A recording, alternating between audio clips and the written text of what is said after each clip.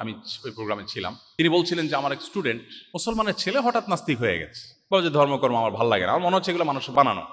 তো ছেলেকে কিছু বোঝানোর চেষ্টা করলাম, কিন্তু সে খুবই অ্যারোগ্যান্ট, কোনোভাবে বোঝার চেষ্টা করলো না এবং সে নাস্তিক্যবাদের উপরে তার দিনাতিপাত করা শুরু করলো। হঠাৎ অনেক দিন পরে দেখলাম সে আবার নামাজ কালাম ধরছে। বললাম, কিরে বাবা, তুমি না নাস্তিক হয়ে গেছো? বলে, স্যার আবার আমি ইসলামে আসছি। বলে, ব্যাপার কি, কি বুঝে ইসলামে আসলা, তোমার এত বুঝালাম।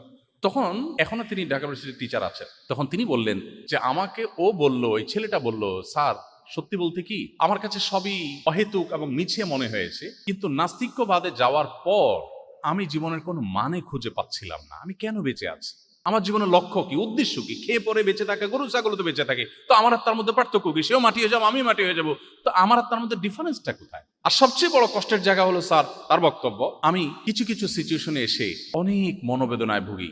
একান্তে একটু কারোর সাথে কথা বলতে মন চায় একটু মন খুলে কারোর সাথে আলাপ করব, দুঃখের কথা কারোর সাথে শেয়ার করব, অনেক মন চায়।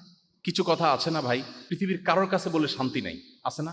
বইয়ের কাছে বলেও শান্তি লাগে না, বাপমার কাছেও না, বন্ধু বান্ধবের কাছেও না। এরকম কিছু সিচুয়েশন আসলে মানুষের জীবনে মনে দুঃখ কষ্ট, একান্তে একটু কথা বলতে চায়। তো সে যুবক বলল, স্যার আমি সেই মানুষটাকে বা সেই সত্তাটাকে খুঁজছিলাম, তার কাছে একটু মন খুলে কথা বলবো, বাট আমি যখন নাস্তিক হয়ে গেলাম আমি কোনো অবলম্বন পাচ্ছিলাম না, কাকে বলবো, কোনো মানুষের কাছে বলে আমি শান্তি পাচ্ছিলাম না। আমি সেজন্য ইসলামে ফিরে আসলাম। এখন আমার কোনো দুঃখ কোনো বেদনা যেটা কারোর সাথে শেয়ার করবার মতো না, সেটা আমি তাহাজ্জুদে দাঁড়িয়ে নামাজের সেজদায় গিয়ে বিড়বিড় করে মনের গভীর থেকে যখন আমার সৃষ্টিকর্তাকে স্মরণ করে আল্লাহর উদ্দেশ্যে নিবেদন করি, আল্লাহর সঙ্গে কথা বলি, আমি খুব প্রশান্তি অনুভব করি, আমি খুব শান্তি পাই।